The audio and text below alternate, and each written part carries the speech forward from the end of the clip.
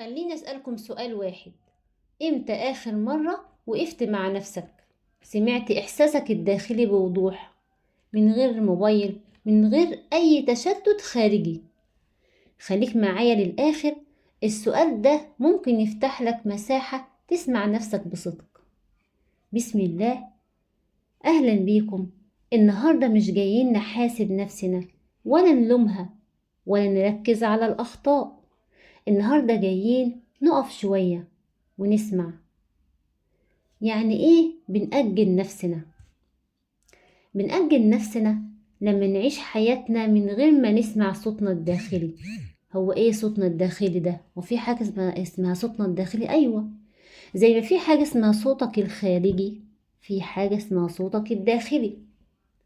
بنضغط على مشاعرنا ونخلي الصمت يتراكم.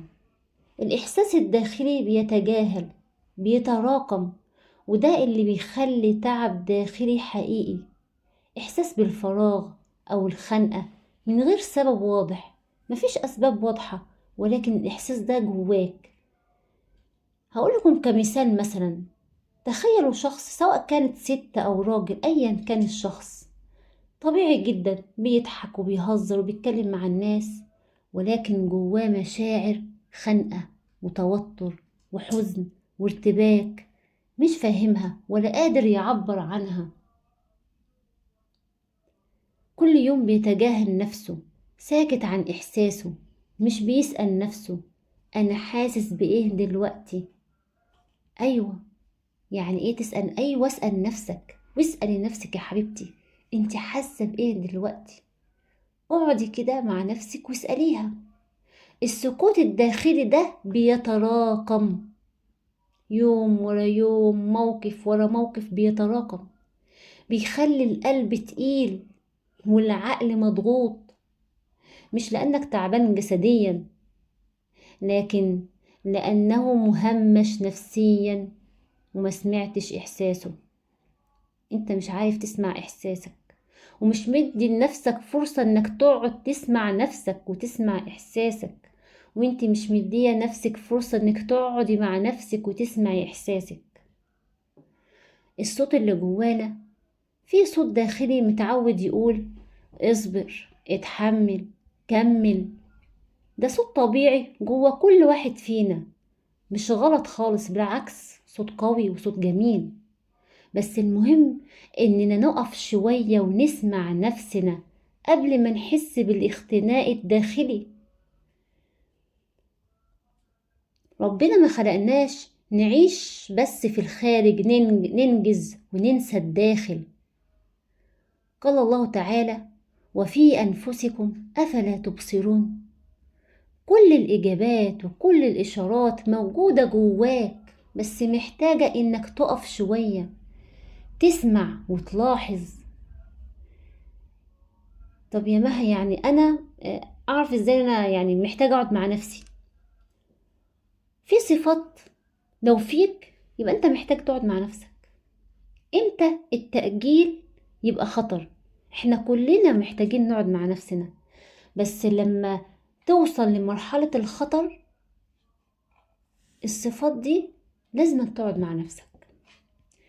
لما تبقى موجود بس مش حاضر، انت موجود في وسط الناس ولكن انت مش شايفهم، ولا شايف نفسك، ولا حاسس بيهم، ولا حاسس بنفسك. بتضحك بس مش مطمن، وانت كمان يا حبيبتي عمالة تضحكي وتهزري، بس جواكي مش مطمن، جواكي في حزن، في ألم. بتعدي الأيام من غير إحساس، كل الأيام شبه بعض، أهم حاجة اليوم يعدي وخلاص. ساعتها المشكلة مش في الناس، المشكلة إنك بعيد عن نفسك. إحنا دايما بنلوم الناس، دايما بنرمي همومنا وأحزاننا وكل حاجة على الناس، بنتحجج في الناس، وانتوا ناسين أصلا نفسكم. المشكلة مش في الناس، المشكلة في أنفسنا، المشكلة فينا إحنا، جوانا إحنا.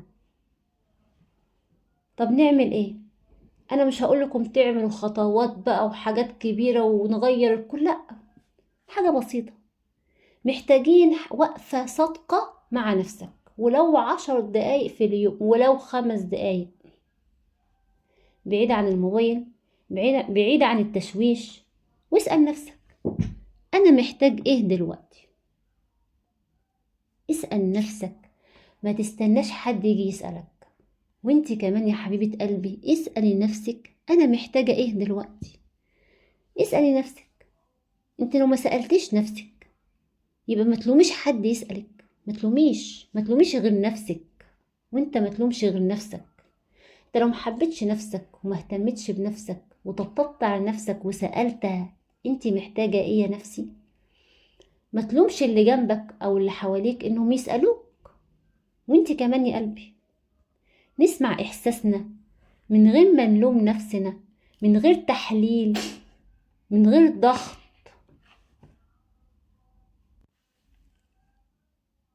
وقبل ما اختم، لو فضلت تأجل نفسك هتعيش طول الوقت موجود بس للكل وغايب عن نفسك انت. افتكر نفسك أمانة، صوتك الداخلي دليل، والإصغاء له هو بداية الفهم الحقيقي. اقف مع نفسك، اسألها واسمعها، وهتشوف الدنيا أوضح، والقلب أخف، والسلام الداخلي أكبر. شكرا لكل قلب وقف مع نفسه النهاردة، لكل واحد قرر يسمع إحساسه من غير لوم، من غير تجاهل. وجودكم ودعمكم واهتمامكم بنفسكم ده اللي بيصنع الفرق الكبير. شكرا لأنكم اخترتم الفهم والوعي قبل أي شيء آخر.